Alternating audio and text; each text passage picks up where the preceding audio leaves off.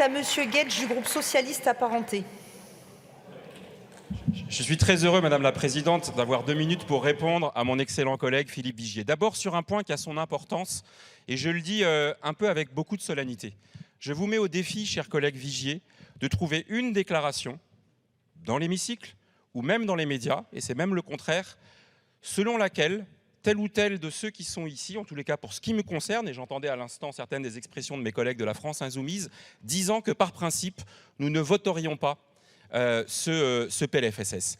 J'ai eu l'occasion de le dire dans des débats avec certains d'entre vous, je crois que c'était sur la chaîne parlementaire, pour dire que moi, je souhaite être dans l'état d'esprit de ne pas voter contre ce PLFSS. Je ne peux pas vous dire que je l'aurais voté dès demain, mais qu'une discussion constructive, intelligente, associée, aurait pu permettre d'obtenir ce qui aurait évité des 49.3, ce qui peut arriver à certains moments, qui s'appelle une abstention constructive. Et que ça, la sincérité de la recherche de cette démarche, je vous le dis, elle n'a pas eu lieu, mes chers collègues. Et je l'ai dit à plusieurs reprises aux uns et aux autres, moi, non, mais c'est la vérité, vous pouvez raconter une histoire et une petite légende urbaine, à aucun moment, qui que ce soit a dit ici qu'il souhaitait par principe s'opposer. Je le dis, avant les débats, attendez, pour ce qui me concerne, vous savez quoi, la mesure de vos réactions atteste du fait que j'appuie là où ça fait un petit peu mal.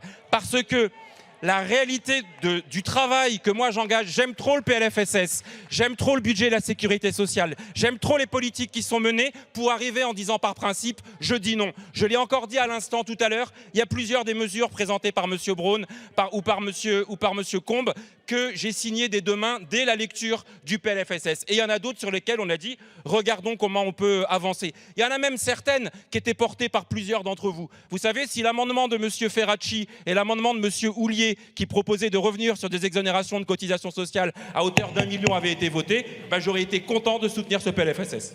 Monsieur Guedj.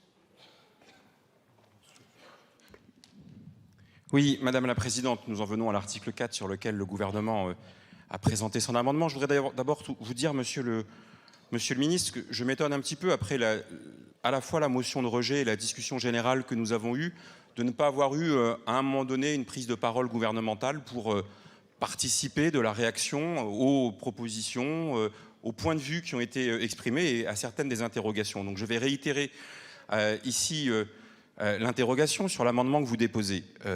Je suis favorable évidemment à l'abondement de 543 ou 500 millions, enfin vous avez dit dans la presse que c'était 543 millions d'euros, pour la simple raison que c'est un amendement absolument comparable que nous avions déposé en première lecture en commission des affaires sociales. Ce faisant, ce rehaussement de l'ONDAM pour les établissements de santé ne saurait masquer deux choses.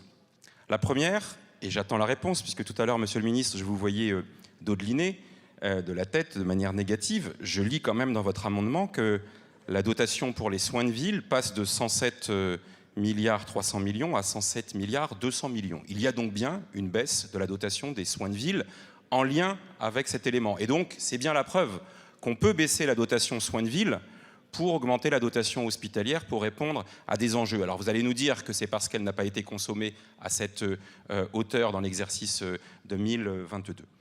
Le deuxième point, et nous l'aurons tout à l'heure sous forme d'un amendement, ce rehaussement dont nous vous disions en octobre qu'il était nécessaire, et le Sénat a déjà fait la moitié du chemin, puisqu'au total ce sera 1 milliard d'euros supplémentaires pour compenser l'inflation pour les établissements hospitaliers. En revanche, je m'étonne qu'il n'y ait rien pour les EHPAD, dont nous savons, beaucoup d'entre nous, qu'ils souffrent considérablement dès 2022 pour boucler leur budget, des conséquences de l'inflation, des conséquences aussi indirectes de la situation sanitaire. Et dernière question pour Monsieur le Ministre, est-ce que cette rallonge, elle est aussi pour couvrir la bronchiolite, parce que ce n'est pas mentionné dans l'exposé des motifs qui est le vôtre?